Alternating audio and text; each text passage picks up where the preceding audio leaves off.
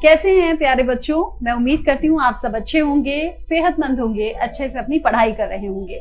बच्चों, सावन का महीना है। आप अपने चारों ओर मंदिरों में भगवान शिव की पूजा होते हुए देखते होंगे। सड़कों पर शिव भक्तों को कावड़ ले जाते हुए देखते होंगे।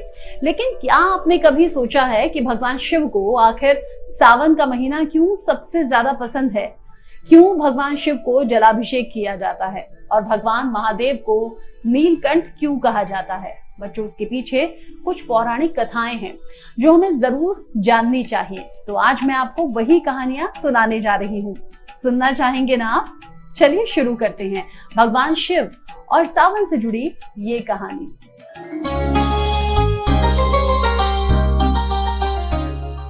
ओम नमः शिवाय। सावन का महीना और चारों ओर महादेव की धूम।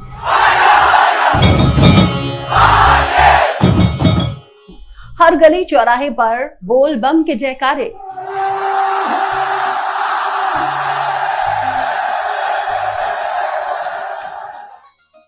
शिव पुराण के अनुसार सावन का महीना पूर्णिमा तिथि पर श्रवण नक्षत्र में होता है, इसीलिए इस महीने को सावन का महीना कहते हैं।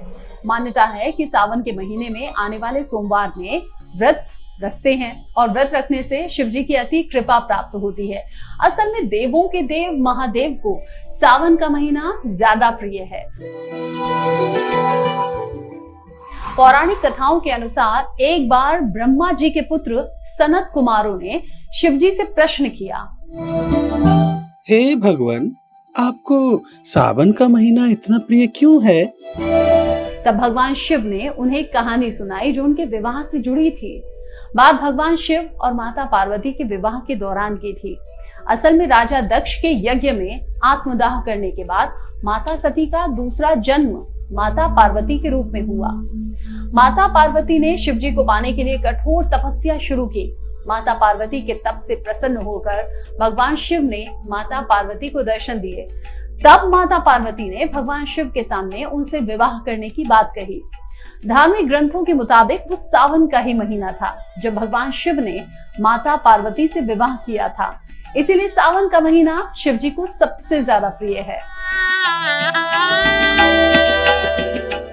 हालांकि इसके पीछे एक और पौराणिक कथा कही जाती है। कहते हैं जब अमृत के लिए देवताओं और दैत्यों ने मिलकर समुद्र मंथन किया था, वो महीना भी सावन का ही था। समुद्र मंथन में एक घटना घटी जिसके बाद से भगवान शिव को जलाभिषेक करने की परंपरा शुरू की गई। समुद्र मंथन में सबसे पहले विष निकला। कहा जाता है कि उसकी गंध और तीव्र ज्वाला से सभी देवता और राक्षस बेचैन होकर इधर उधर भागने लगे। विष को कहीं फेंका भी नहीं जा सकता था क्योंकि इसका तेज इतना था कि पूरी सृष्टि का विनाश हो सकता था। इस संकट से बचने के लिए सबने भगवान शिव का रुख किया। भगवान ने सोचा, विचारा और फिर सृष्टि को बचाने के लिए भगवान ने विष का प्याला उठाया और पूरे विष को धीरे धीरे मुस्कुराते हुए पी गए। विष की वजह से भगवान महादेव का कंठ नीला पड़ गया। ये देखकर माता पार्वती ने महादेव के कंठ पर फौरन हाथ रख दिया और उस विष को नीचे उतरने से रोक दिया, जिसकी वजह से विष महादेव के कंठ में रुक गया। तब से महादेव को नीलकंठ महादेव के नाम से भी पुकारा जाने लगा। लेकिन विष का ताप इतना तेज था कि भगवान शिव को परेशानी होने लगी। विष के ताप को कम करने के लिए देवताओं ने शिव जी पर शीतल जल डाला।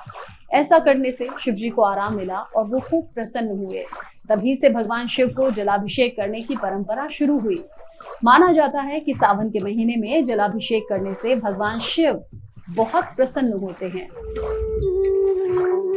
तो बच्चों, अब तो आप समझ गए होंगे कि भगवान शिव को सावन का महीना इतना ज्यादा प्रिय क्यों है और क्यों भगवान शिव को जलाभिषेक किया जाता है।